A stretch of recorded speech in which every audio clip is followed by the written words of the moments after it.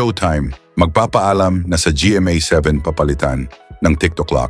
Nagkalat sa industriya ang mga spekulasyon na ang top-rated noontime show ng GMA Network na It's Showtime ay papalitan ng TikTok Clock sa kanilang noontime slot. Ang TikTok Clock ay isang orihinal na programa ng GMA Network na kasalukuyang nagsisilbing pre-programming para sa It's Showtime. Ang TikTok Clock ay pinangunahan ng mga host na sina Kim Atienza, Pokwang, Herilyn Budol at iba pang mga personalidad mula sa Sparkle Management, isang talent management ng Kapuso Network.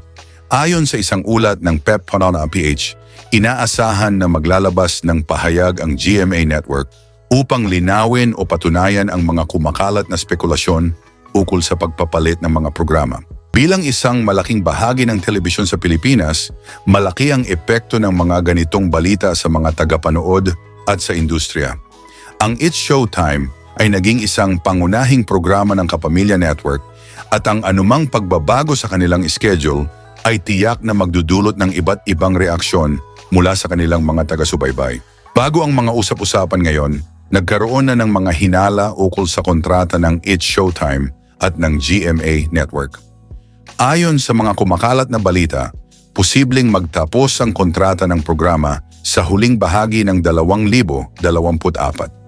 Kung ang mga spekulasyon na ito ay totoo, magbibigay ito ng malaking epekto sa mga inaasahan ng mga manonood at maaari ding magbigay ng linaw sa mga haka-hakang may kinalaman sa pagbabalik ng Eat Bulaga sa GMA Network. Matatandaan na ang Eat Bulaga, na dating isa sa pinakamahabang running noontime shows sa bansa, ay kilala sa pagiging paborito ng maraming televiewers. Kung magiging totoo ang mga balita na may kinalaman sa pagtatapos ng kontrata ng It's Showtime at ang posibleng pagpapalit ng mga programa sa GMA, maaaring magkaroon ng koneksyon ang pagbabalik ng Eat Bulaga sa kanilang network. Dahil dito, marami ang nag-aabang kung paano magiging epekto ng mga pagbabago sa mga kilalang noontime shows sa telebisyon.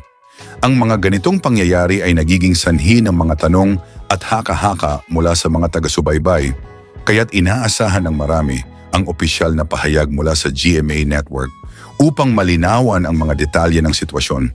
Sa ngayon patuloy ang mga spekulasyon hinggil sa kung anong magiging direksyon ng GMA Network at kung ano ang mga plano nila para sa kanilang mga programa sa hinaharap.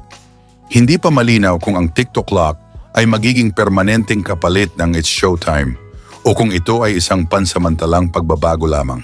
Ang mga ganitong desisyon ay tiyak na may malalim na epekto sa dinamika ng noontime television sa Pilipinas, kaya't magiging isang malaking kaganapan sa industriya. At kung bago ka sa channel ko, pakipindot naman ang subscribe pati na rin ang bell icon para lagi kang updated sa mga bago kong video. Salamat sa panonood.